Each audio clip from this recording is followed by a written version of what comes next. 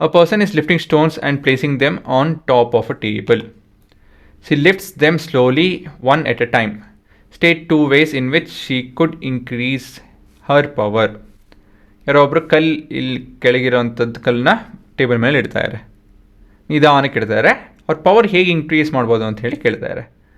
ಹೇಗೆ ಮಾಡ್ಬೋದು ಹುಡುಗರ ಅಲ್ವಾ? ಒಂದು ಕಲ್ಲು ಬದಲಾಗಿ ಎರಡೆರಡು ಕಲ್ಲು ಇಡ್ಬೋದು ಅವರು. ಆಯಿತು ಬೇಡ, ತುಂಬ ತೂಕ ಇದೆ ಕಲ್ಲಿದು, ಒಂದೊಂದೇ ಇಡಲಿ, ಆದರೆ ಸ್ವಲ್ಪ ಬೇಗ ಇಡಲಿ ಅಂತ ಹೇಳಿ ಹೇಳ್ಬೋದು. ಅಂತ ಹೇಳಿದ್ರೆ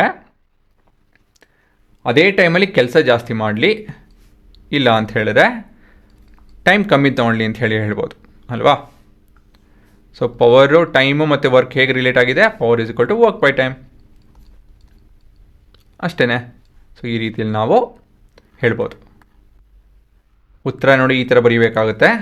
power is given by the formula power is equal to work by time. Thus power is dash proportional to work. Numerator ಇಲ್ಲಿದೆ, ಹಾಗಾಗಿ it is directly proportional to work. And dash proportional to time, time ಡಿನಾಮಿನೇಟರಲ್ಲಿದೆ, ಹಾಗಾಗಿ inversely proportional to time.